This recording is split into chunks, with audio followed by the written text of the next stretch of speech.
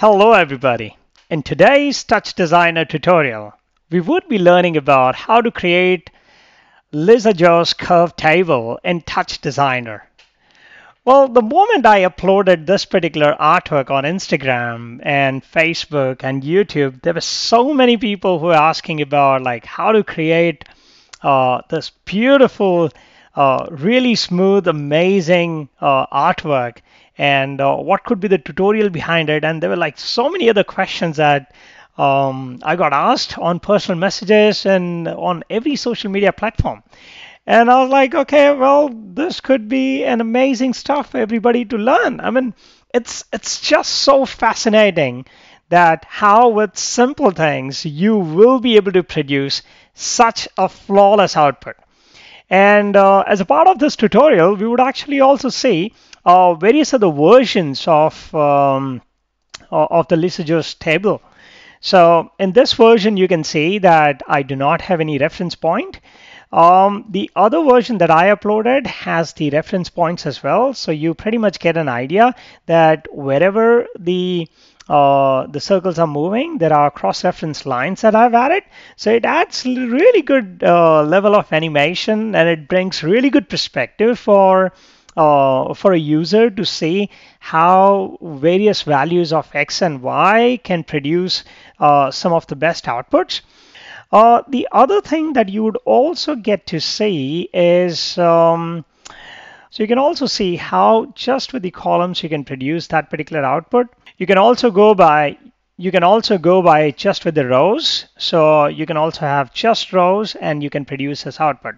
So there are so many other combinations that can be created. But for now, in this particular tutorial, we would actually limit ourselves to these 4 combinations, and those are going to be very easy. The other thing you would be thinking that how difficult this is going to be. Well, this is going to be very, very simple, and you'd be surprised at how simple things, some of the best outputs that you would not have even think about. All right, let's get going. First thing first, let's clear the canvas. Now, in order to understand the Lissajous curve in a most fundamental way, let's understand how well the curves are actually coming up. So first objective for us has to be how we can draw this circle. And then by having the variation in x-axis and y-axis, how these different patterns can be created. Now, for us to begin with this circle, we have to start our exercise with pattern. So we will be using 3 patterns. And before we use patterns, let's have a constant. A constant is going to be useful to define the size of sample. And at this point of time, we are just going to go with 100. So let's assign this 100 to the length of the pattern. And let's rename it as TX. Done.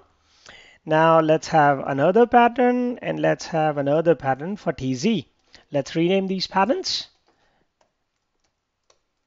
TY and TZ. So the function that we are using for TX as sine, for TY we'll make it as cosine, and for pattern which is TZ, we'll make it as constant, and we'll make amplitude as 0 for now. Now, all we do is let's have merge. And then let's use this merge. Let's have null as well for now. And then we are going to use chop to. So you can actually get an idea that we are able to create the very first element as a part of Lissajous curve. So this Lissajous curve, we can see that we are pretty much done with this. Now, how about the variations? So currently the number of cycle for TY is 1. Let's increase it to 2. So we see a different pattern, which is nothing but the pattern that we are talking about. Now let's increase the number of cycle to 3. And we see another pattern coming up. And this is where we see all the variations just by changing the values for each pattern with the number of cycles. So let's go and change the number of cycles with to 5, and you can see the difference. So this is how the entire Lissajous curve can be created. Now the problem is you cannot have this as a repetitive stuff, because if you keep on doing that, you would have to have so many number of patterns. And to solve that issue, we are actually going to use something called as base. But before we go to base, let's go and do some animation so that we get some real-time feel. All right, so now we see the circle, right? But we have to do a little bit of animation as well. So let's go and add LFO. So now LFO has got multiple functions, sine, cosine, triangle, and everything, right? But at this point of time, I'm just going to use ramp. Let's use ramp. Let's reduce the frequency to 0.1. So at least the frequency will define how well the cycles are going to come up. Now let's assign the value of LFO to number of cycles in TX. And let's do the same thing for TY. And now we can see the circle is coming out to be very, very smooth, and which is what we basically need. And since it's a ramp, it does pretty good job for us. It restarts at again 0. So let's use base and comp. And this base will be basically used to define the value of TX and TY. And the magic that we would do is based on the last 2 digits that we see, we would use those 2 digits to define the value of TX and TY. Now, let's see how we do that. First thing first, what we do is we take this entire stuff, Control X, let's go into base and put it up. As you can see, there is definitely an issue here. Now, what we do is let's split the view. Let's go up. Let's redefine. Sorry, we have to go here. Okay. So what we really need to do is let's pick this sample. So we change the length first. Done. So that is fixed. Now let's go and fix the number of cycles for TX. Same as the case with TY. Done. And now let's apply the sample value for TZ. So this is perfect. Let's close the side view so we can now concentrate on base. Now, in order to change the value, what I really want to do is I have to define 2 constants. So let's define a constant, and I'm going to name this constant as TX and TY. All right. So now what we're going to do is we're going to use the last 2 digits of base to define the value of TX and TY. Okay. Now, in order to extract that, I will be using DAT, and within DAT, I have a DAT node, which is Execute. Now, in this Execute, there are multiple triggering points which can be enabled, and based on those, whatever script, Python script that you're going to write will actually help you to get that executed. So at this point of time, I'm going to work on frame start. Now, since we are working on frame start, what I really want to do is I want to define the TX and TY based on the value of my base. So since it is 11, my first character after base is going to be TX and second character will be TY. So let's try and enable frame start, and we would actually work on frame start. To find out the parent name, I would say parent name. Okay, I would go with this base name is equal to OP dot dot.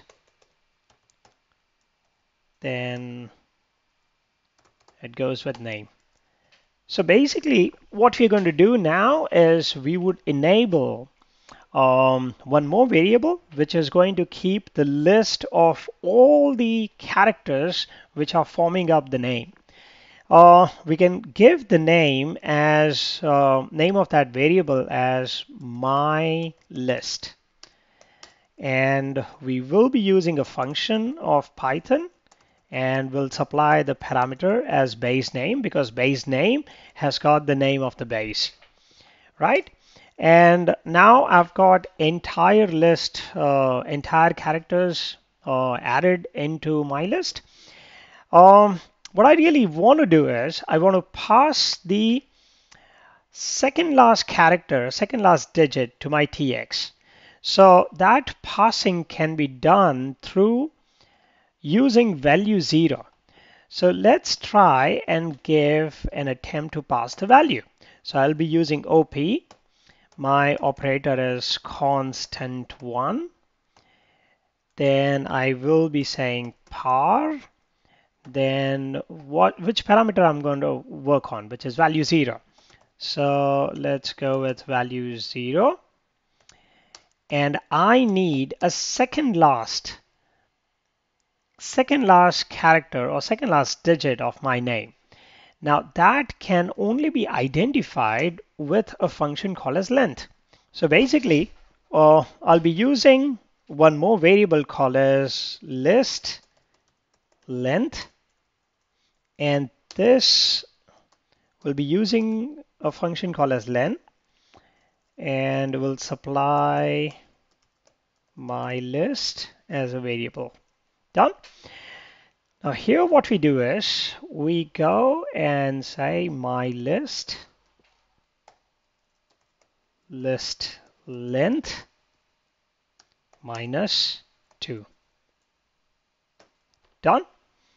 As soon as we go and we play, we can see the value is popping up.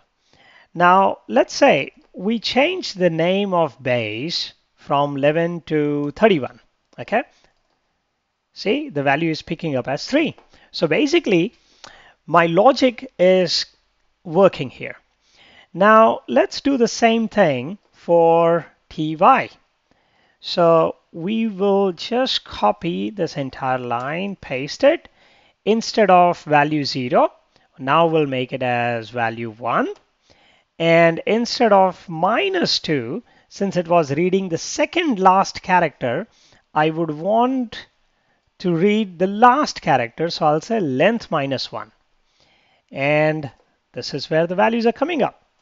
Now let's test it. I'll make it as 36. Let's go. Okay, perfect. The numbers are working absolutely fine. Now again, go back to the same way.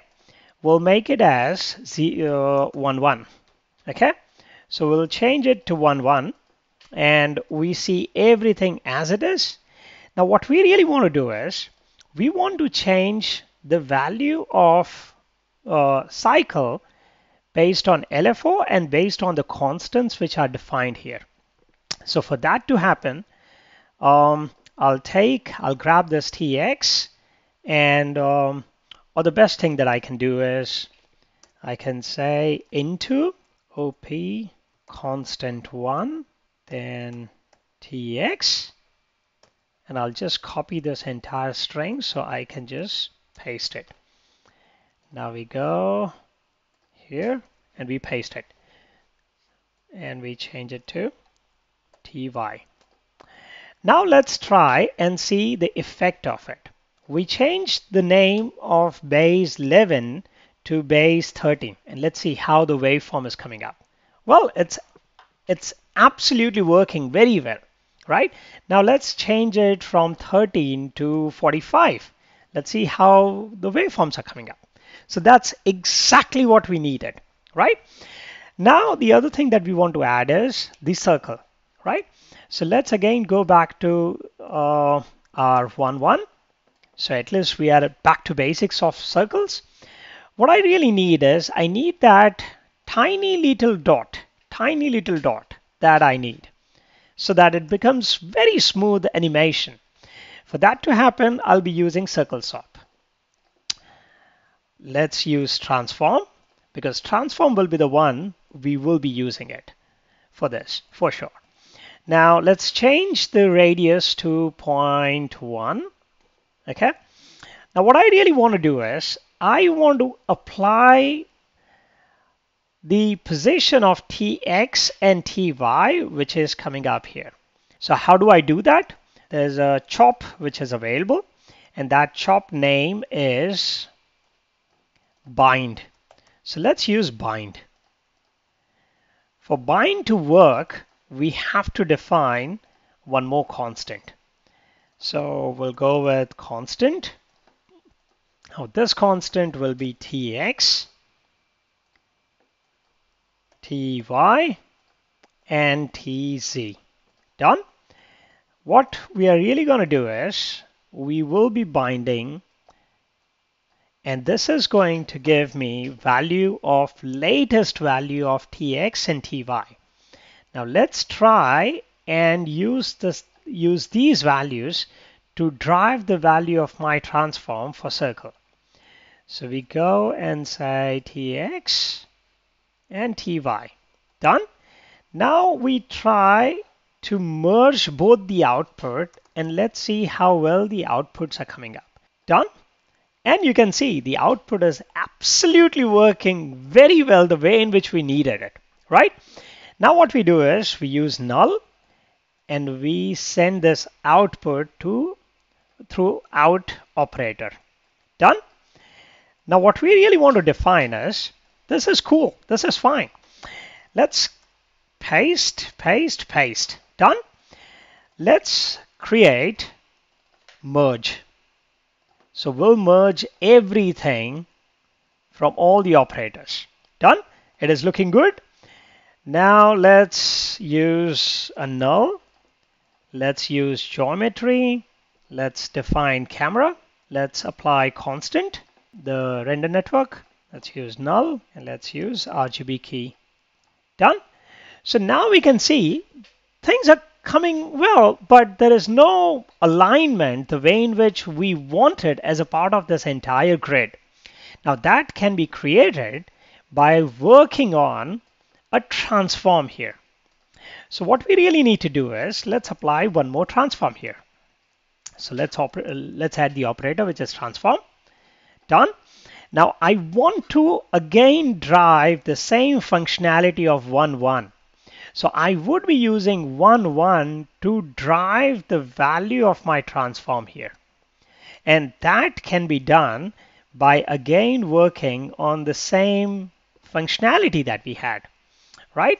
So what we do is we know that the value of Tx, Ty can be defined based on what we are doing it here.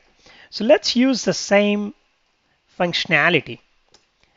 Now instead of constant 1, this will be my transform 2.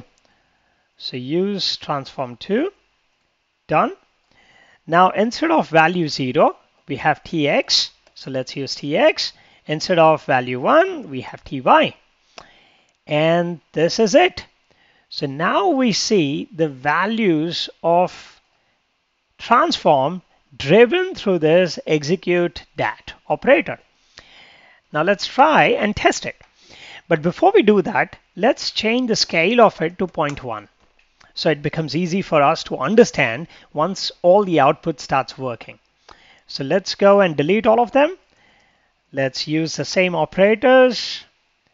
Let's merge them together. And we see a little bit of output, but now we just have to change the position of our camera. Done. Now we can see that definitely there are designs coming up, but still the distance between all of them is quite big. So what we do is we change the base, we change the value of uniform scale from 0.1 to 0.3, right? And after doing that, we just have to recreate our base. It's just cut, copy, and paste, and you see the exact output that we need. Now, let's align our operators in a nicer way. Perfect. So this is where we get to see an output. Now we are almost done. Let's cut, copy, paste multiple times so that we can see the entire output coming in a nicer way. How many we have done? We have done 15. So all right, and this is 20. Let's assign it, let's connect it to all the entire merge. Let's set up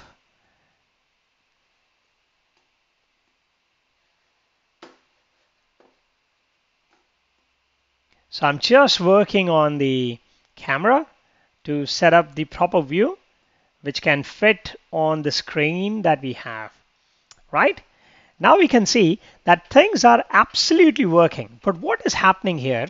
For 20, since the value is 2 and 0, it's actually going out of the alignment.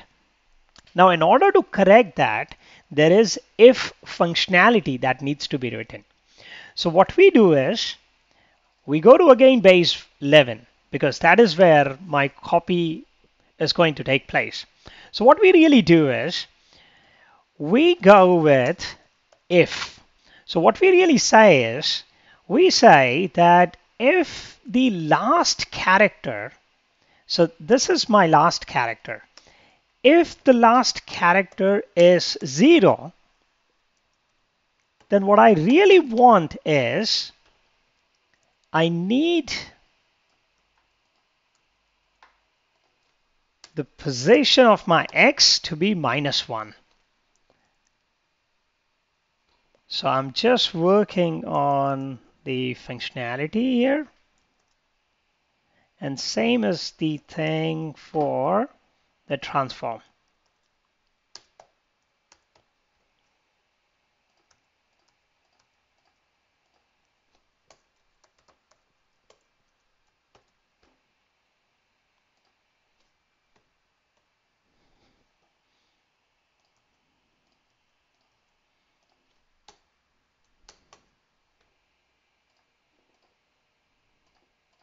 All right.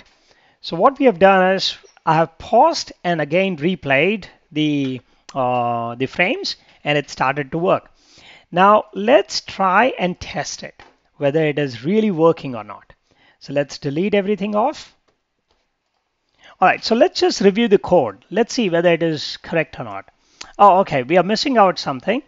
We have to convert the string value into an integer to do a comparison with 0. Okay, this looks good. Let's copy paste everything. And there you go. So this is exactly how we need it, and it's working absolutely fine. So now what we really want to do is let's copy multiple times.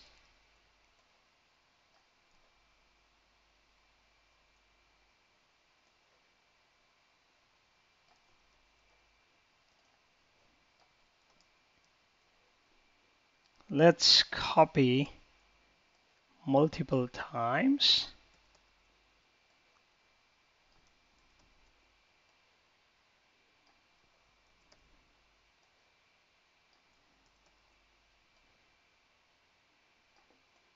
Okay, let's add some more value. We will go until it goes to 100. Done. Let's select all the operators and let's drag their output values into merge. And this is where we see the entire output. Now let's just set up the camera viewing angle so it becomes pleasing for us. Now one thing that you would notice that for 100 there is no proper output which has come. The only reason being the logic that we have written is actually for 2 digits and not for 3. And since it has 3 digits, it's not going to work. I mean, we can definitely program it, but it's just that we don't want to spend that much amount of time. So what we really do is let's go and delete the execute top so it doesn't get executed again and again. So we delete it. We go manually here, and instead of -1, we say, so my TX is going to be, so currently it has gone to -1. I don't want it in -1. I want it somewhere here. So let's find out what is the value for 99. and it is 9. So let's go and go to base 11 and I make it as 9. Done. And similar thing, I would want to do it for my transform. Done. Now let's see how well the output is turning out. Okay, it's absolutely stunning that we need. Now we know that things are working fine, but how about something in the rows? So we do exactly similar to what we had done earlier. Let's use the base comp again. Now I'm copying it and pasting it, and this time I'm gonna put a name as rows 1 1. Okay, now what I really want to do is, I know for sure that my x-axis, the value at x-axis is going to be constant. It is just going to be either -1 or it can be 0. It depends what values that I set it up. So what I really do is I pick up this row 11, I go into my function, which is frame start, and what I would do is I would define, irrespective of what value it gets, I would want to set the value of x to be -1. So I'm saying -1, and here in transform, I'm saying -1. Again, if it is not 0, so I'm just defining a final value as -1 for my tx. Done. Now let's use this and connect it. Let's use one more merge basically. So at least we know we have a little bit of differentiator. But before we do that, let's turn off the viewer. Let's go and drag the output of this merge to the actual merge. And now we see the output. Now we can see that -1 has been really, really far. We should change the value. Since it is first element that I'm going to work on, we might as well go and set the value as 0. Now this is just trial and error that you have to do. So let's set value as 0 and let's see how well the output is coming up. Okay, this is perfect, and this is what I really need. Now you might even think that the value of this row is kind of little far. We might want to adjust the same length. If you're thinking in that way, then let's change it to 0.25.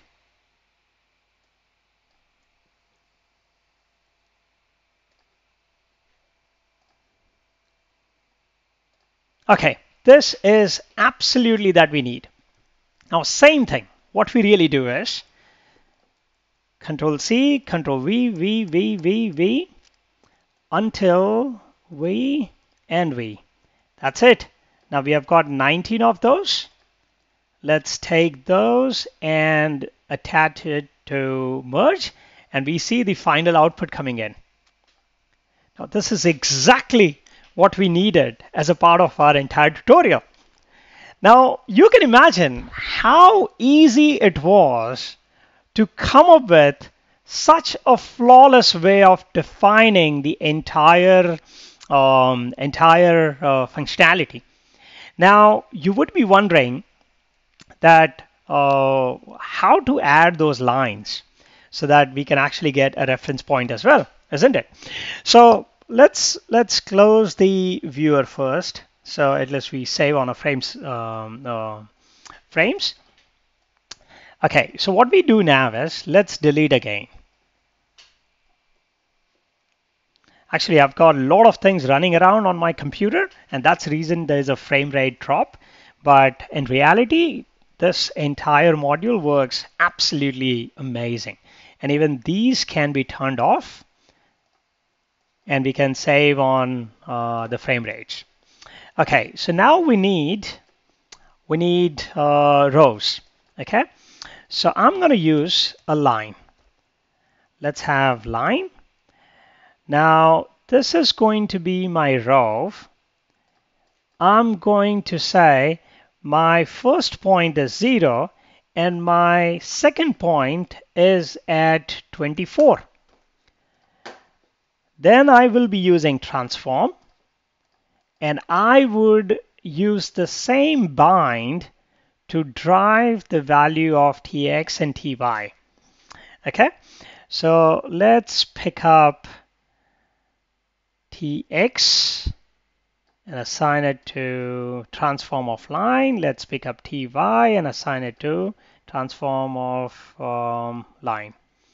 And we just merge things together, and let's see how well the output is coming up. Well, this is exactly what we needed, right? Now we have defined it until 24. Let's go and change the end point of line from 24 to 30. Let's just give it a try. Let's see how far it goes. Okay, it goes to 30. We might even want to make it as 32, so it gives a pretty good reference point for us. Yeah, that's exactly what I needed. The other thing that we could do is cut, copy, paste, and we keep on doing it until it's 20. And there you go. So that's exactly what we needed. You can skip the 20, and this is exactly what we need.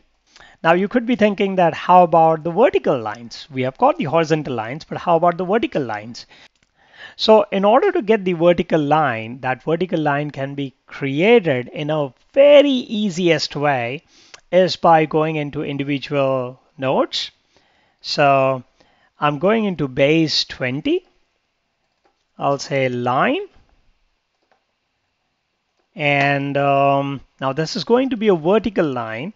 So the position of my first point has to be 0, but the next point has to be at 30. So let's see how well that line pops up. I again use transform to define the value coming from the bind. So I'll be using bind tx ty, and that's it. And now I merge it. Let's see how well the output is coming up. Okay, that's exactly what I need. Now I might increase the length from 30 to 32. And there you go. This is the exact output that we need. Now there are other ways to handle this the line stuff, but to make this tutorial kind of a little short, I'm just going ahead by copy these two operators and pasting it here and merging it together so it becomes easy. I mean, we can, so I'm just picking up this operators and merging it, and you can see the outputs. There are definitely other ways you can use to create line in the way in which we did for the base. There's a lot that you could do, but at this point of time, we would want to limit ourselves to this little functionality. Now you can just use the same functionality and change the value in individual base operator. And that's exactly how you create the entire Lissajous curve table. You would be wondering that how difficult it seemed initially, but we just worked on 2 different base components, and rest of the thing was just copy, copy, and copy, and nothing else. So this is the power of Touchdesigner integrating with Python, and it literally gives us tremendous amount of power that you could actually do and create a lot of good stuff. And I'll definitely look forward to your responses, comments, or if anything that you don't understand, you didn't get it, I'll be more than happy to put another set of explanations or anything. But yeah, I'll definitely look forward to your creations, and I hope you really enjoyed this little long tutorial, but yes, it's really worth it because we have covered so many things in it. I hope you enjoyed it, and I say goodbye from Sydney. Bye for now.